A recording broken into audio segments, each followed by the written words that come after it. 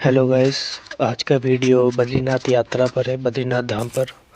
बद्रीनाथ में आप कहाँ जाए, कैसे जाए, क्या क्या देखना है, क्या नहीं देखना है, क्या करना है, क्या नहीं करना है, उस पर ये पूरा वीडियो बनाया हुआ है।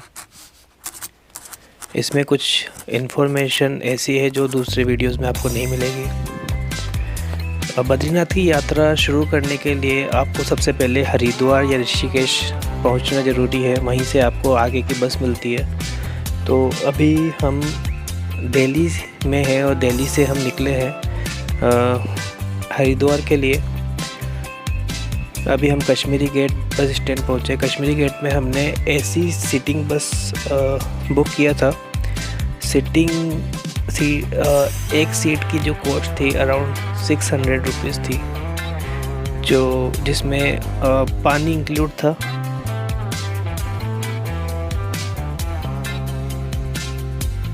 बस फुल्ली एसी थी। अगर आपको सीटिंग में प्रॉब्लम है तो स्लीपर बसेस भी चलती है, जिसका कॉस्ट अराउंड 700 से 800 रुपये के आसपास का आता है।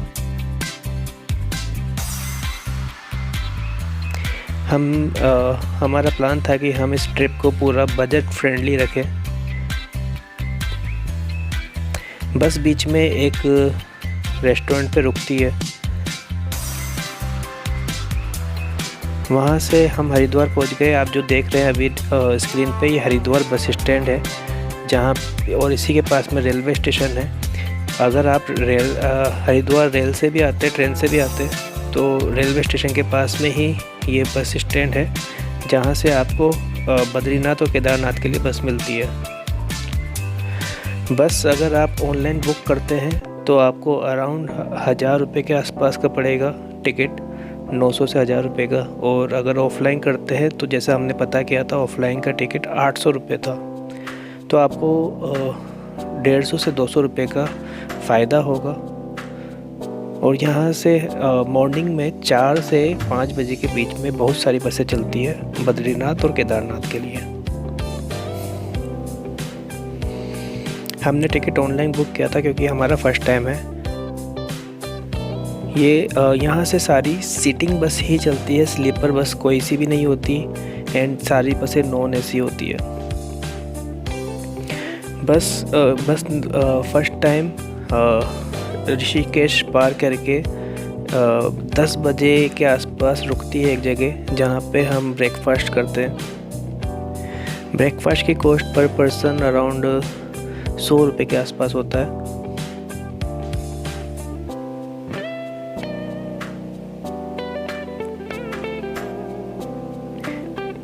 रास्ते में हमें ऋषिकेश पार करते ही पहाड़ शुरू हो जाते हैं, और रास्ते में हमें नज़ारे देखने को मिलते हैं, लाइक नदी, पहाड़, बादल। और जैसे जैसे हम ऊपर चढ़ते जाते हैं वैसे वैसे बादल एंड ठंड दोनों बढ़ते जाते हैं। बीच बीच में देवप्रयाग, कर्णप्रयाग और ये सारे प्रयाग आते हैं।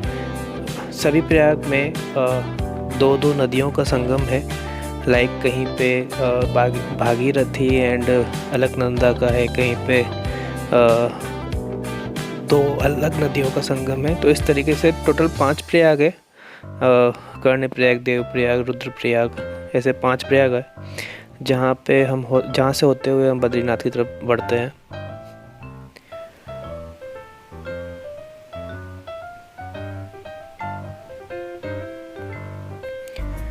जैसा कि आप डिस्प्ले पे देख पा रहे हैं, स्क्रीन पे देख पा रहे हैं, ये देवप्रयाग है।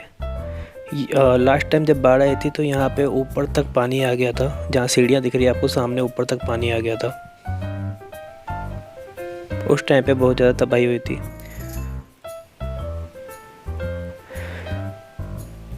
अगर आप इस बस से भी आते हैं तो आपको प्रॉब्लम नहीं होगी। बस बीच में टोटल 12 घंटे के आसपास का सफ़र होता है, जो मॉर्निंग 5 बजे या 4 बजे से शुरू होकर शाम को 4 से 5 बजे तक आपको बद्रीनाथ पहुंचाएगा। इस बीच में बस आपको 4 या 5 बार रोकेगी बस, एंड 2 से 3 बार खाने के लिए, एंड 2 से 3 बार आपको अगर कहीं पे फ्रेशन अप होना है तो उसके लिए।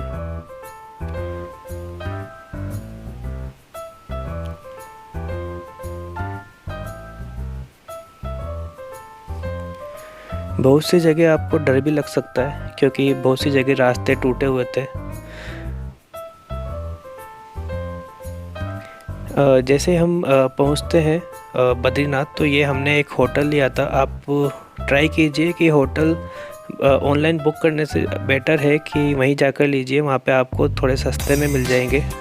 वहाँ पे बहुत सारे लोग आपको बस स्टैंड से ही मिल जाएंगे जो आपको बेटर होटल सर्विस प्रोवाइड करने के लिए खुद ही अपने पास बुलाएंगे, तो वहाँ पे आप उनके साथ नेगोशिएट कर सकते हैं। हमने जो ये होटल लिया हुआ है ये 2 रूम है। हम 4 लोगों के बीच में 2 रूम है। एक रूम 3 बेड वाला है, एक रूम 5 बेड वाला है, क्योंकि हम ऑफ सीज़न में गए थे अराउंड नवंबर में, दिवाली के बाद नवंबर में हम गए थे। तो ऑफ सीज़न में गए थे तो हमें पर रूम पर नाइट 1000 रुपीज़ में हमसे चार्ज किया गया था। तो ये सेकंड रूम है, ये 5 बेड्स वाला रूम है। सीज़न में आपको ये रूम अराउंड थोड़ा सा कॉस्टली पड़ सकता है, क्योंकि हम ऑफ सीज़न गए थे, पब्लिक कम रहती है, तो हमें ये सस्ता उन्होंने दे दिया था। बट सीज़न में ये थोड़ा सा कॉस्टली रहेगा।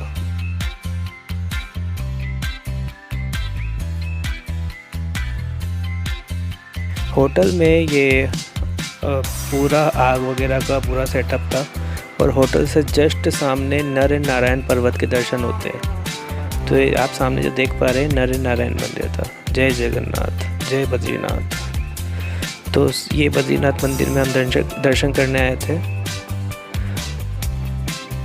बद्रीनाथ मंदिर में अंदर तक फ़ोन ले जाना अलाउड है, लेकिन जो गर्भगृह है वहाँ पे फ़ोटो खींचना या अंदर किसी भी मंदिर का फ़ोटो खींचना अलाउड नहीं था, तो हम अंदर वीडियो या फ़ोटो नहीं ले पाए।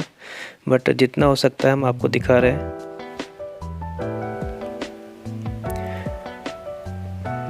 बद्रीनाथ मंदिर के आसपास बहुत सारे मंदिर हैं। बद्रीनाथ जी की स्टोरी क्या है वो सबसे लास्ट में आपको मैं बताऊंगा कि बद्रीनाथ मंदिर में यहीं पर ही क्यों भगवान विराजित हुए थे।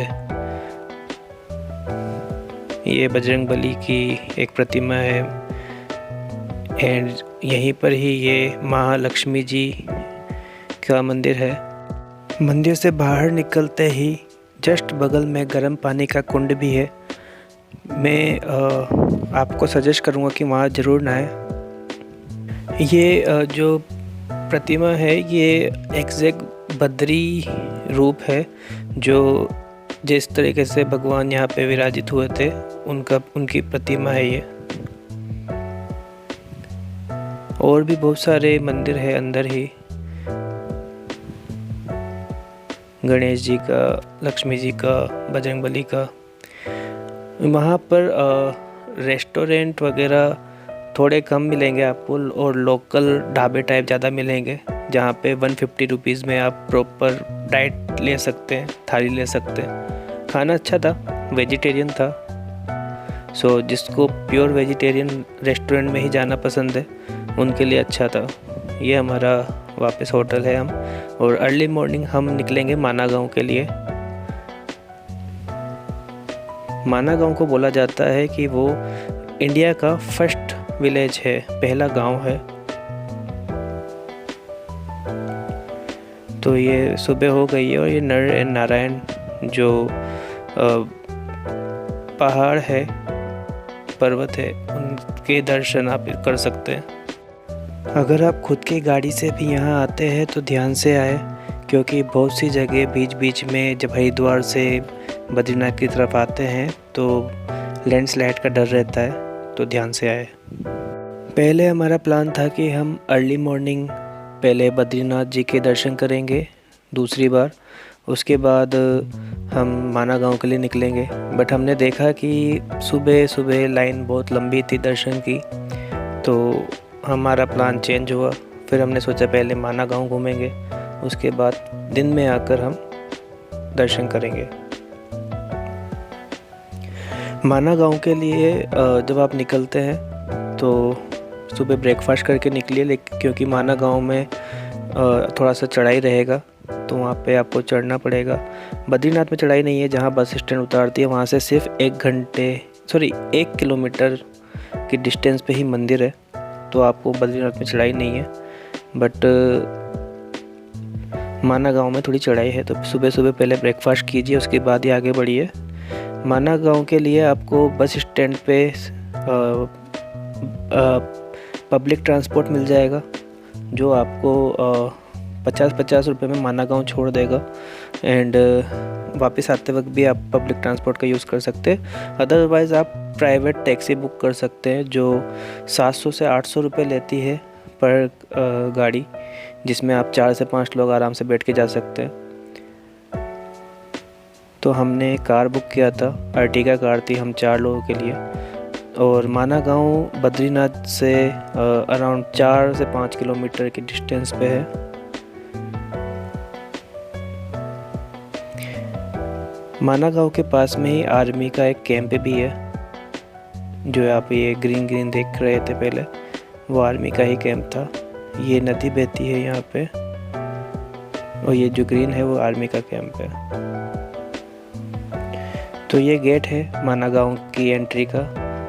यहाँ पे बेसिकली बोलते हैं कि जो हमने बात किया था लोकल से, ये 6 महीने ही इस गांव में रहते हैं जब तक मंदिर खुला होता है। जब मंदिर बंद हो जाता है तो ये लोग यहाँ से चले जाते हैं। तो बेसिकली यहाँ पे ये लोग अपना सामान जो ये हाथ से बुनाई करते हैं ऊन का, एंड सर्दी का जो स्वेटर्स, ग्लव्स वगैरह जो होते हैं, वो यही खुद बनाते हैं हाथ से, और यहाँ पे सेल करते हैं।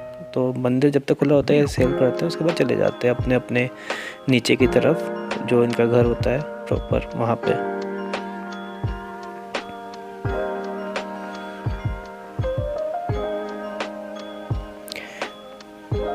तो माना गांव से आपको ये नज़ारे दिखने वाले। ये 4 धाम यात्रा का 3rd एपिसोड है, तीसरा एपिसोड है। पहला एंड दूसरा एपिसोड भी मैं ऊपर टैग कर रहा हूँ, आपको डिस्क्रिप्शन में भी लिंक मिल जाएगा, प्लीज़ उसको देखिएगा एंड सब्सक्राइब कीजिएगा। Thank you. बद्रीनाथ से हरिद्वार और हरिद्वार से बद्रीनाथ के लिए आपको बस मॉर्निंग में 4 से 5 के बीच में ही मिलेगी। अगर आप बस करते हैं, चाहे ऑनलाइन कीजिए चाहे ऑफलाइन कीजिए, आपको बस स्टैंड से बस मॉर्निंग में 4 से 5 बजे के बीच में ही मिलेगी, रात की कोई बस नहीं है। माना गांव में आपको कुछ अलग अलग चीज़ें दिखेगी, जैसे कि यहाँ से सरस्वती नदी का उद्गम स्थान भी है, यहीं से सरस्वती नदी प्रकट होती है।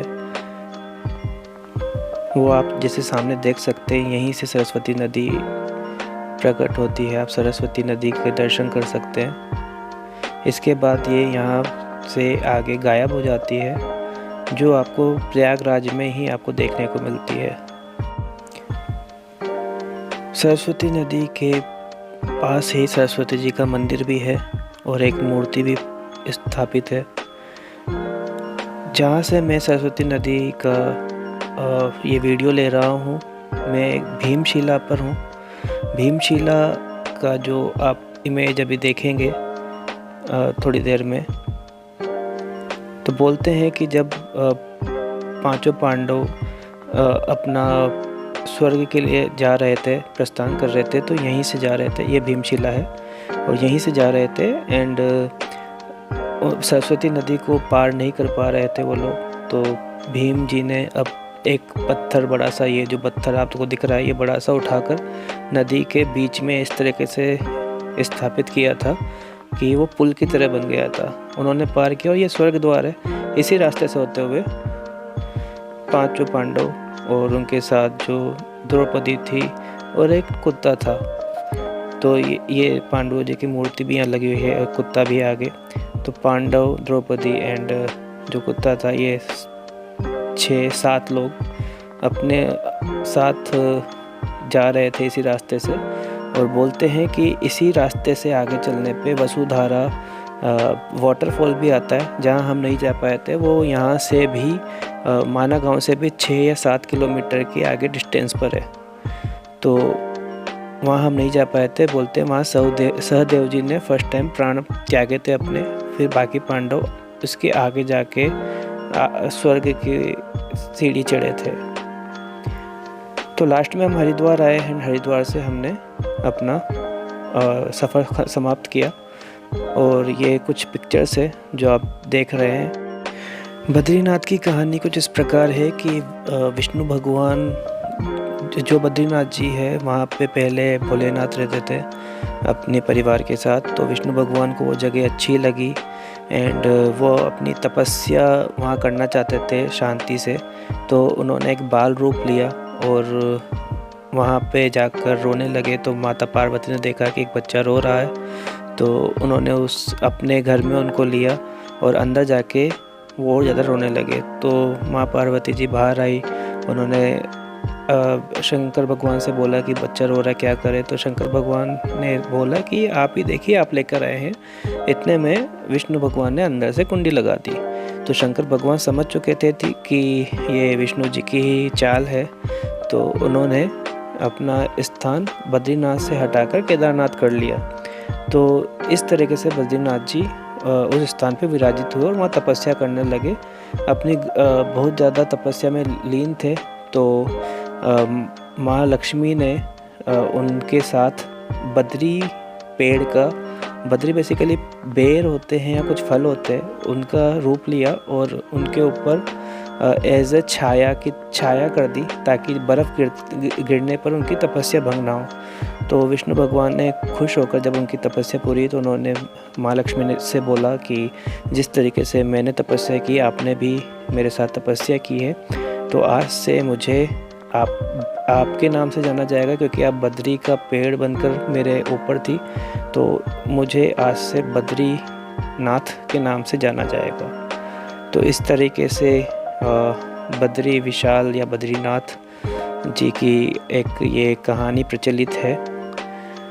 एंड उसके बाद ये हमने पूरी जर्नी समाप्त की। हमारा टोटल खर्चा जो हुआ था 4 लोगों में हमने पूरा डिवाइड किया था। तो पर पर्सन 6000 के आसपास हमें कॉस्ट किया था, जिसमें होटल, आना जाना एंड फूड, तो ये सब इंक्लूड था। सो थैंक यू गाइस ये सब देखने के लिए, और हमारे साथ जुड़े रहिए। प्लीज़ सब्सक्राइब कीजिए चैनल को ताकि हम और इस तरीके से वीडियोस लाते रहें, मोटिवेटेड होते रहें। And thank you so much. Thanks for watching.